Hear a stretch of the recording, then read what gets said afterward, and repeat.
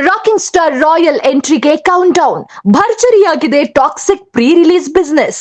Rocking star Yash ನಟನೆಯ toxic cinema ರಿಲೀಸ್ಗೆ countdown start ಆಗಿದೆ.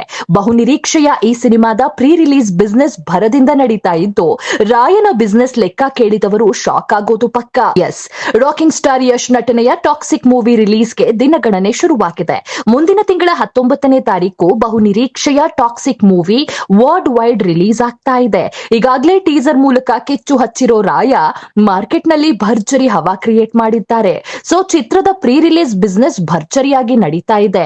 ಇನ್ನು ಟಾಕ್ಸಿಕ್ ಸಿನಿಮಾದ ಓವರ್ಸೀಸ್ ರೈಟ್ಸ್ ಬರೋಬ್ಬರಿ 105 ಕೋಟಿಗೆ ಸೇಲ್ ಆಗಿದೆ. PSF ಡಿಸ್ಟ್ರಿಬ್ಯೂಷನ್ಸ್ ಎಲ್ಲಾ ವಿದೇಶದ ಬಿಡುಗಡೆ ಹಕ್ಕು ಖರೀದಿ ಮಾಡಿದ್ದು, ಭಾರತೀಯ ಸಿನಿರಂಗದಲ್ಲೇ ದಾಖಲೆ ಮೊತ್ತವನ್ನ ಕೊಟ್ಟಿದೆ. ಧುರಂಧರ್ ಚಿತ್ರದ ಓವರ್ಸೀಸ್ ರೈಟ್ಸ್ 80 ಕೋಟಿ ಆಗಿತ್ತು. ಸೊ ಟಾಕ್ಸಿಕ್ ಈ ರೇಸ್ ನಲ್ಲಿ ಗೆದ್ದಾಗಿದೆ.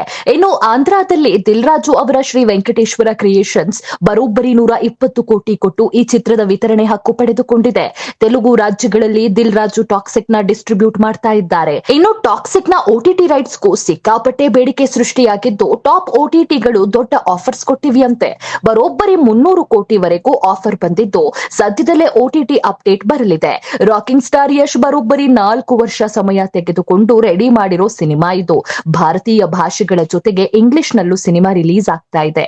ಚಿತ್ರದ ಬಗ್ಗೆ ಅದೆಷ್ಟು ದೊಡ್ಡ ನಿರೀಕ್ಷೆ ಇದೆ ಅಂದ್ರೆ, ರಿಲೀಸ್ಗೂ ಮುನ್ನವೇ ರಾಯ 1000 ಕೋಟಿ ಗಳಿಸಬಹುದು ಎನ್ನಲಾಗ್ತಾ ಇದೆ.